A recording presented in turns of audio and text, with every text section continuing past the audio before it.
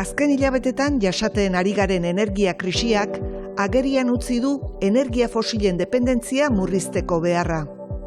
Horrekin batera, klimakrisia arintzeko ere horien erabilera txikitu egin beharko denez, energia berriztagarriak dira alternatiba egokiena. Euskadin urratsak ematen ari dira batez ere etxe bizitzetan. Gaur egun erkidegoan 1.000 etxe bizitzatatik gora, hau da 10% energia berriztagarriz hornitzen da. Egoera zein den eta etxe bizitza mota bakoitzean zer aukerak dauden jakiteko, Euskadiko energiaren erakundera jo dugu, energia berriztagarrietan aditua den Sergio Lopezengana hain zuzen ere.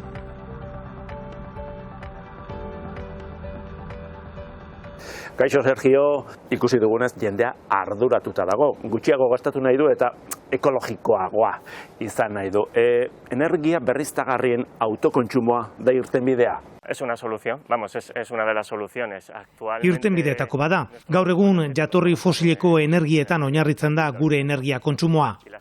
Energia berriztagarriek ingurumenarekin aditsuagoak izateaz gain independentzia energetikoa eskaintzen digute. Ia leku berean ekoitzi eta kontsumitu baitezakegu. Prácticamente en el mismo lugar. Garbiagoak direla argi dago, baina merkeagoak faktore ekonomikoaz hitz egin dezagun. Pues en el coste económico. Hasierako fasean, hasierako inbertsioan, garestiagoa da beste energia mota batzuetan oinarritutako teknologiak baino.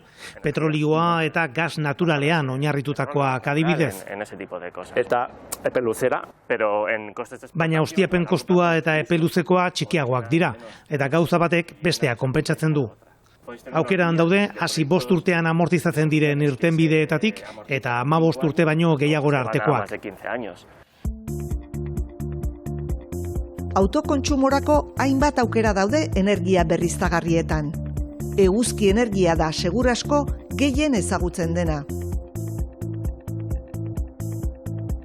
Euskadiko eguraldia ikusita pentsatu daiteke ez dela leku egokiena eguzki energia aprobetxatzeko, baina bada. Aprobetxamendu maila lekuaren arabera aldatzen da. Kostaldean urtean, 1000 ordukoa da aprobetxamendu maila gutxi gora bera, eta barnealdean berriz 1400 ordukoa.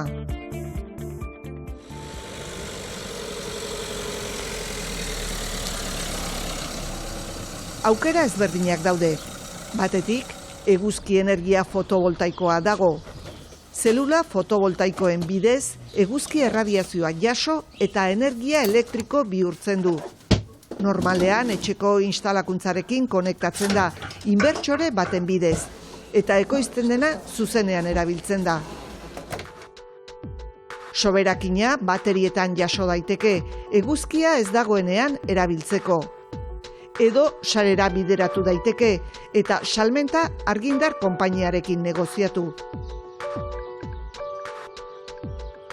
Bestetik eguzki energia termikoa dago.